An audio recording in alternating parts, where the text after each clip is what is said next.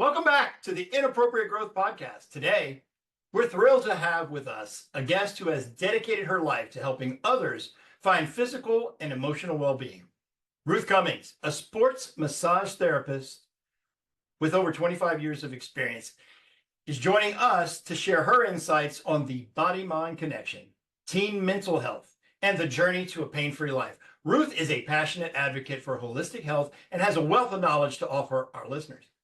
Let's dive in. Let's get inappropriate.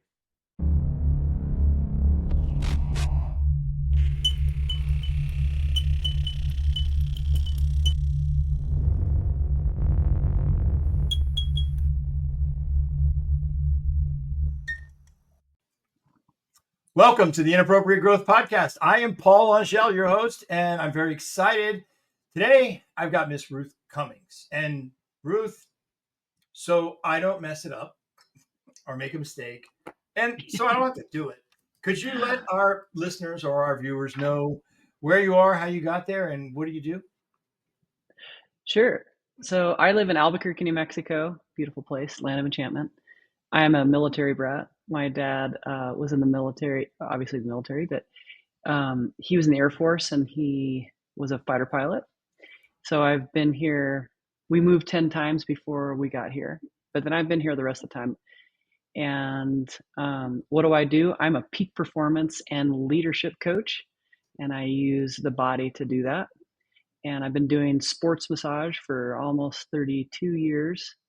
Worked with many tens of thousands. I'm at between 45 and 50,000 hours of treatments. And I have 2 kids. I'm a widow, a recent widow actually. And so I'm raising my son and my daughter. They're both in college. Actually, my daughter just graduated. And what else? I coach soccer for the high schools around here, and for one of the high schools, and a couple state championships in soccer, 3 in soccer, and 1 in tennis. And I also work with teens, but that's that's been going on for many years, and it's not really related with my leadership coaching. So, and I coach all across the country and all across the world. I go to Portugal next week. I just got back from Florence. And I just got back from Austin yesterday. So I travel a lot to do retreats and things like that. With regard to the body-mind connection, I know that's a big thing for you. Yes. How did your passion for the body-mind connection develop, and what inspired you to focus on releasing emotional pain from the body? Yeah. So, I've been working with alongside, like, some of my days would be 2 professional athletes and 2 CEOs that are running Fortune 500 companies. And in the years, I also have ADHD and I get kind of bored. So through the years, I'd get bored during a massage, and I would play games, and I would say in my head, I have a theory that I can help this muscle relax if I do this, this, and this. And I started trying some different things, because they would come back. They would hurt the same place every week, and I was like, gosh, this isn't working. And so what I did worked. But what was really cool is that I thought, what if I do this on the CEOs who have the same type of pain? They just have neck pain, they have shoulder, they have whatever they have. And it started working with them too. So I figured that this was a great thing to follow. And what I recognized was that the places that were really hurting the athletes or the CEOs, they would talk about the same thing over and over every time that I worked on it. So was it something that they like, being bullied, just something emotional from their past? They would talk about it every time I worked on it. So I started noticing that. I started taking, mental note of people doing that, and it was true through the both athletes and CEOs. So I figured that I wanted to be able to end this for people, to help them have, more happier and pain-free lives.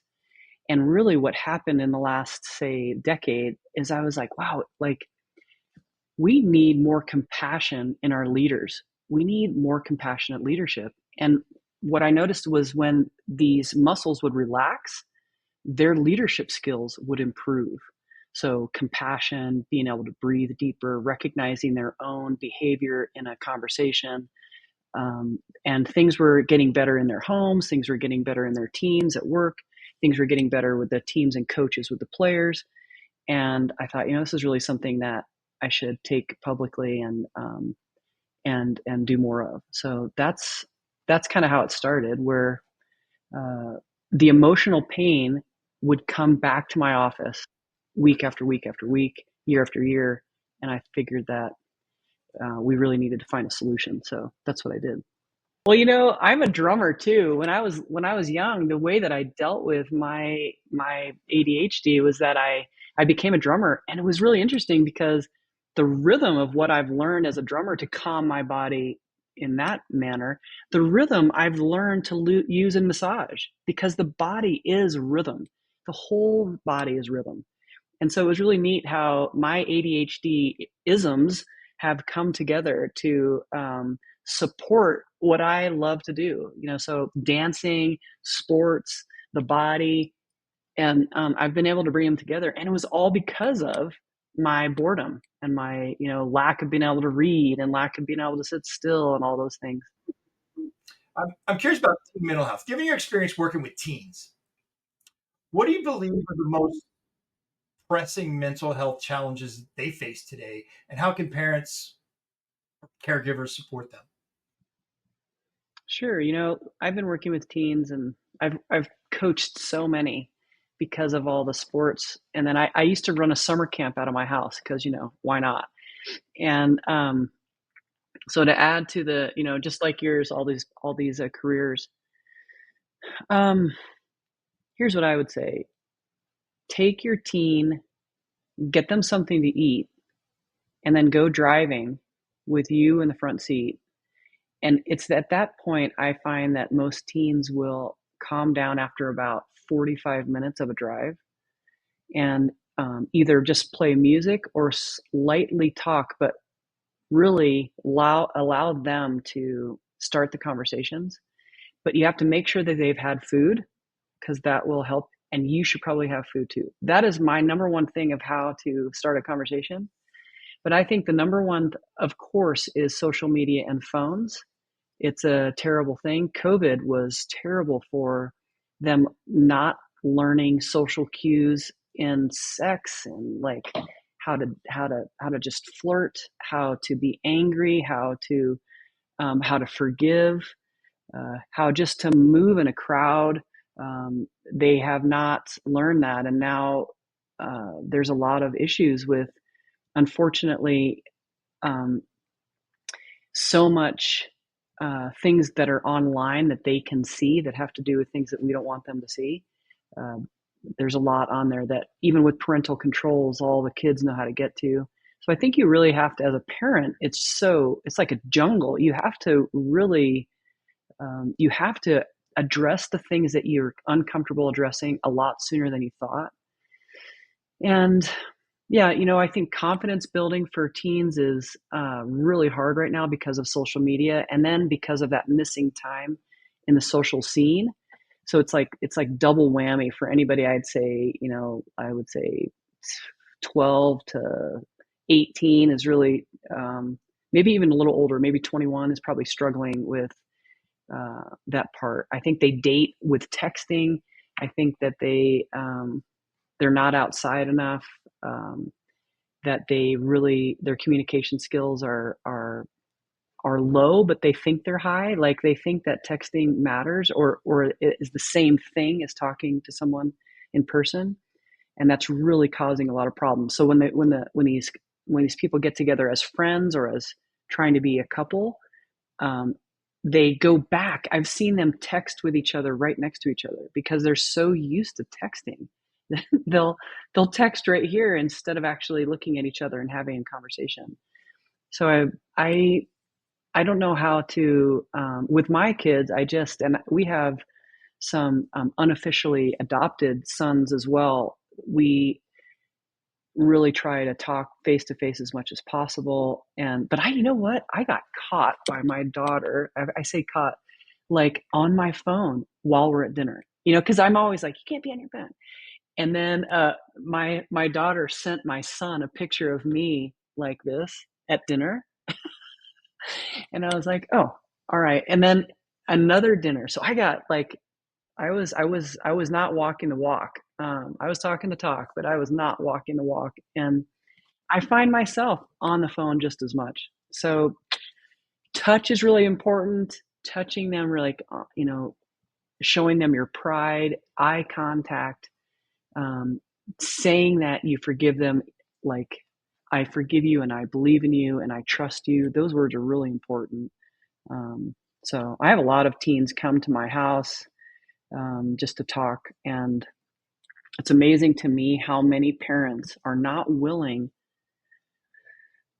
to have these conversations with them, and they don't feel like they have anybody to talk to, and then the situations become really dire, and that's a scary place. I also think that real quick that marijuana is so much more readily available and legal in certain places, and it's that's not being dealt with very well in my experience in the parental area. Like there's a blanket of anger, so I would call that a blanket of anger if they even touch it or go close to it. And I'm not sure if that's a great way. No, I have my degree in psychology, but I am not a counselor. I coach these kids. So they come to me if they're having, and when I say coaching, I mean the type of coaching you and I do.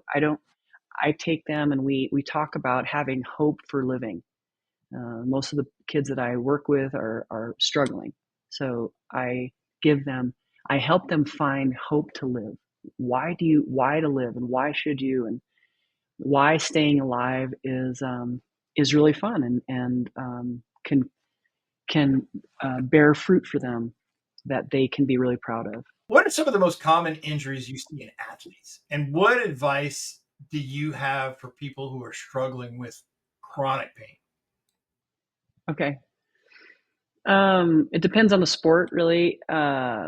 If they have, so yeah, it really depends on the sport. So, like in football, there's a lot of shoulder injuries from running into things with their shoulder pads, and um, in the back line, like they're going to have low back or knee injuries from something buckling, or they bow their back too much, and then they put too much pressure on the low back. So those are uh, intense for football. Like for anything throwing, they're going to be elbow and shoulder, possibly neck or the opposite hip for their when they for their plant leg. So for runners, it's going to be knees, hips, ankles. Sometimes toes. They'll have plantar fasciitis, the calf problem. A lot of people come in with pains on the outside of the. They often have been told it's an IT band issue, but usually in my opinion, it's the outside quad muscle, the vastus lateralis. Um, so it depends. Tennis, like my daughter's a collegiate tennis player. Um, they have a lot of shoulder injuries from the serve is really hard, and then wrist. So they hold too hard, or they just haven't. They don't stretch very well. So yeah, for tennis, so it kind of depends. So let's say a weekend warrior, right? Like someone who's not in college, who's not a professional athlete. I would say, The alumni uh, softball right, yeah, right. For sure, neck and shoulder, back, and then knees. I would say are the top four. Then I would say elbows, ankles. All the like different types um, of joints in the body. And for injury care, um, uh, I am in the camp of heat. I am not in the camp of ice. I think ice is excellent, but I do see. I in one year I went like only ice on all my people. I'm sorry, yeah, I did, and then the next year I went all heat, and uh, have stayed in the heat camp, and I put ice with heat, so I think that a combination is better. Then also for your own injury care, Deep breathing, can't beat it for any type of stress, any type of injury. Coming back slowly. Rest is underrated. Stretching is underrated. Dynamic warm up is underrated. And one thing that I'm really proud of about the teams that I coached, zero injuries. And why? Because we did very, very focused dynamic warm ups. And so I had no ACL tears for the girls. Did you know 85% of women will tear their ACLs by the time they're 25? So that's a problem.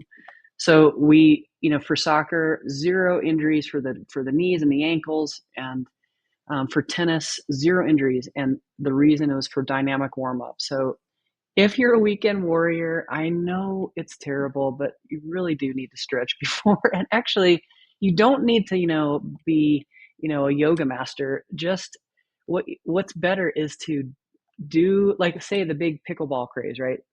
Pickleball, just move your joints a little bit and then a little bit faster of whatever joints you're using in your sport. If it's golf, you might want to twist your back before you just go.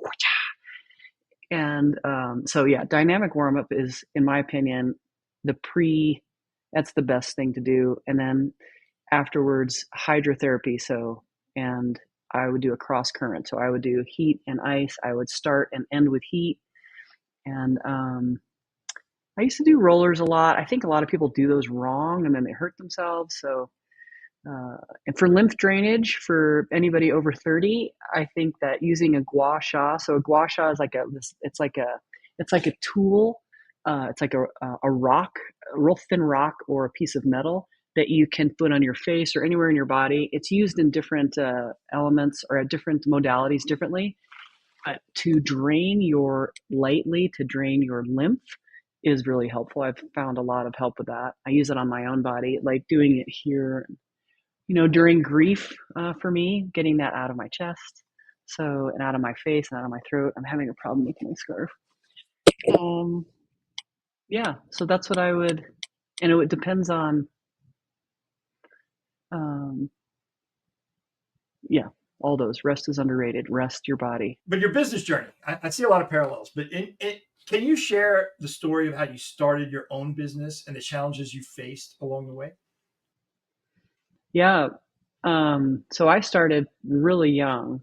I was an entrepreneur as a little kid, so, but when I started my massage business, it was hard because it wasn't seen as something that was really accepted. It was compared to prostitution. There were a lot of that around me, and you had to be careful, and didn't want to be alone too much. And it was, it was a little, it could be a little sketchy at times. And it's not like that as quite as much now. It is a little bit, but you just have to, what I learned, and I had to be extremely professional. So what I would do is I still wear a smock that's very square. And then I'd have my hair up and no makeup, and I had to just be really professional. Once I started that way, and so that wasn't a problem for me.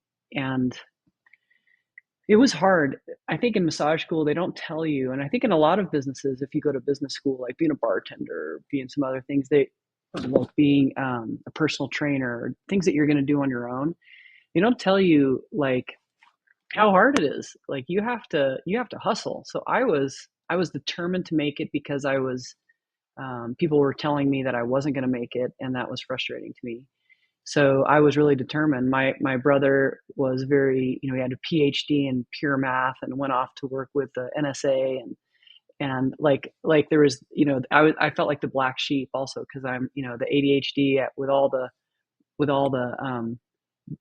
things that I can do that I had my hand in, like drumming and dancing and just kind of coaching. And I was coaching at 19, so I was coaching earlier than I was starting a massage business. So I had to learn the hard way. I was working from paycheck to paycheck, or really from massage to massage to pay. We didn't have cell phones, so we had to sit there. I had to sit there in my room. I had a 12 by 12 room, and I just sat there and waited for the phone to ring. And it was really, I just couldn't do it. So as soon as the cell phones came out, thank God, that saved my life. but I was determined, and I think that that helps. I think when a lot of people start a business, especially women, we get discouraged really quickly, and I would just encourage people not to quit too early. I think a lot of people quit just before you're about to get 10 clients a week or whatever you're needing. And soon, for me, I went to the Landmark Forum. I don't know if you've ever heard of the Landmark Forum, but that was a class that changed my direction. And I was kind of, I went to it because my girlfriend wanted to impress this guy. And so I didn't really want to be there. And I was really mean and bitchy, honestly. I got there late. I would leave early. It was a 4 day class. I just was kind of, I just dismissed most of it. But I'll tell you, let's see, we get out of there on Sunday. Exactly 28 days later, I went from having maybe, 8 to 10 clients a week, really struggling, to get everything paid off for the week, for the month. In 28 days, I had 40 clients per week from then on. Within a month of that, I had to hire people. Within a couple months of that, I had to get a 10 times my space. And then I had to get managers, and I had it, like, it just grew and grew and grew. And it was, I'm like, I wonder what happened. And so I looked back at the forum and what I learned, and it was interesting. What I was resisting was actually the most thing that I needed to do. So that really helped me. I don't think it's for everybody, but for me, it was really, really helpful. And I hired my first coach right then. Coaches were very, very new, but I saw this woman help other places and help other people, and she was amazing. And from there, I've had coaches since then. So that was in the 1998. So it was a long time ago. I was determined. I think that helped me, being told that I was going to fail. Also, I just really loved what I did. It was really fun, and it immediately found a lot of purpose in that. When I was in massage school, I thought all I wanted to do was know sports massage and the muscles, and they were teaching things on energy, and I'm like, I remember telling the guy, my one of my instructors, I love him, Robert Stevens, he's amazing. I was like, I think I don't know how old I was. I was pretty young, 23 maybe. And I'm like, this information really isn't, relative to me. It doesn't, I don't need it. So I'm going to go ahead and sleep under the table during your class. You go ahead and you do your class. I'm just going to sleep. I was so rude. So, and I was like, oh my God. And then about 50 days, literally 50 days into my massage practice, and I had seen so many people, and I started taking on all the energy that he had showed us, everybody else, how not to do, but I thought it wasn't for me. Then I went and I went back and asked him if I could take the class again, and that really helped me. So I learned that energy was important. But so for me, it was just determination. And you know what else is? I think when you're starting anything, you should find help. I immediately had mentors. Well, actually, not immediately. I had mentors once I realized that I was capable of making this work. And then I've always had mentors since then. And from there, I try to mentor people around me. You can't do this alone, is what I would tell people who are about to start something, or feeling they're struggling. Find a mentor, find a coach. There's people that'll do it for free, but hire a coach if you can, because you will skip all these things that you will have to go through if you don't hire a coach. So that's what I would suggest. And I would have hired someone sooner if someone had offered it. If I knew that even existed, I probably would have gotten it earlier. What are some of the unique challenges? I know that you coach some high achievers, but high achieving entrepreneurs face things in terms of their physical and mental health. How do you help them overcome obstacles? So with high achievers, the people that I'm working with now, we work on the we work on repatterning the bad habits they have in their body of responding to stress. So when they have stress or fear, And then they have chronic patterns of dealing with that in their body that create chronic pain. We deal with uh, uncovering those and then healing those. And then that's the obstacles that creates is they don't communicate very well. They're very they can be really snippy. They're not open to new ideas. They have a low trust level. They're not being very vulnerable with their teams and their families. And so this shifts that, and it creates more comfort in their own body, and then they're able to communicate better and with everybody around them, and then everything shifts. I had a guy come in. I remember his wife hired me, and I'm not it was a heftier price tag than he was expecting. So he sits down and he was like, I don't know why the F I'm here. Man, like I call that coming in hot. And I'm like, all right. And I said, well, yeah, this is going to be excellent. I'm like, you don't need to stay. I will give you your money back, but give me 20 minutes and let's see if we can do anything. And so um, those have become always are my favorite clients because we just turn things around right away. This guy had some issues while he was training for a major race, and I gave him like two things to do, and no kidding, like an hour after his training that night, he was called me cussing. He's like, "Oh my god, cuss, cuss, cuss! It worked." And I'm like, "No kidding."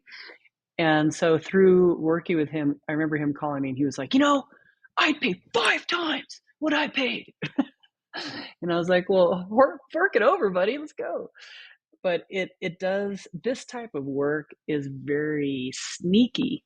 We don't want things to be hidden in our body, and we don't want to look or seem weak.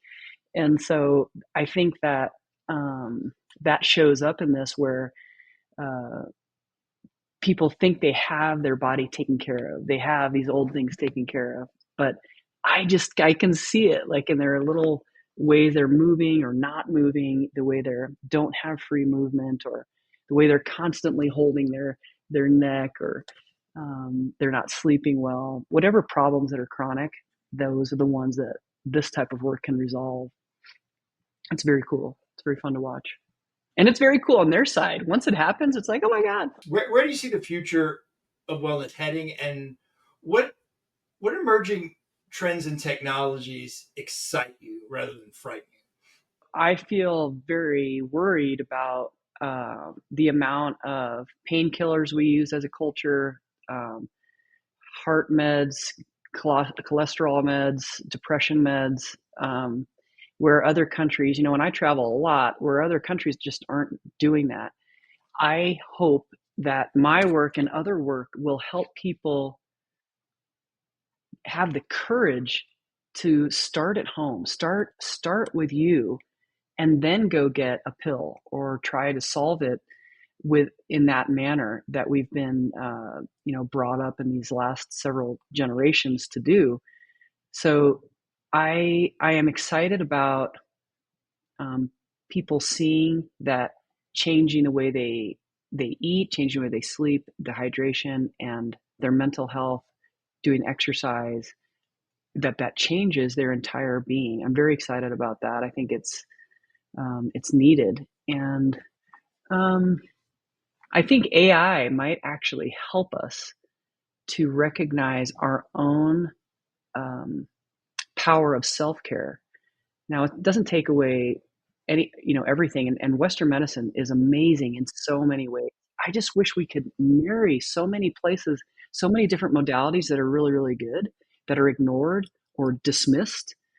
I think that's dangerous. And, Whole Foods, for example, doesn't sell homeopathy anymore. I was raised on homeopathy, and I went to homeopathy school. And just recently, this year, Whole Foods took quietly all the homeopathy out of their shelves, and that's dangerous. I think that that's backwards. Homeopathy is like it's so effective, and it's reasonably priced. It's like $7 for a little thing. You can use arnica.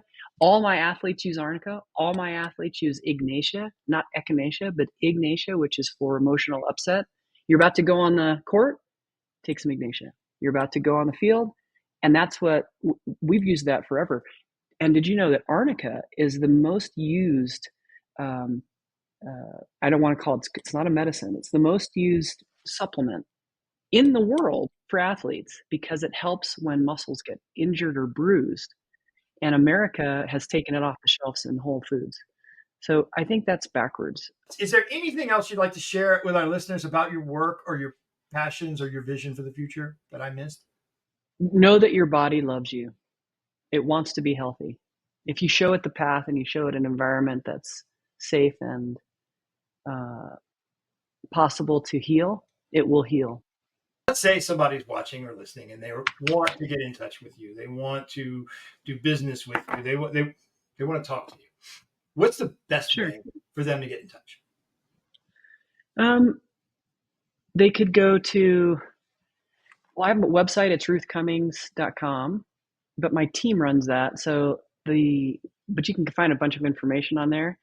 And then I respond to Instagram, and that's at Ruth Cummings Coaching.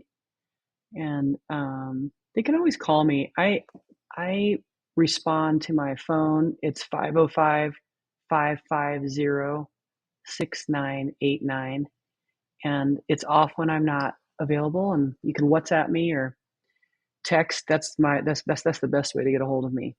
I'm happy to help. There's a lot of people that need support, and this type of helping the body is a new language for most.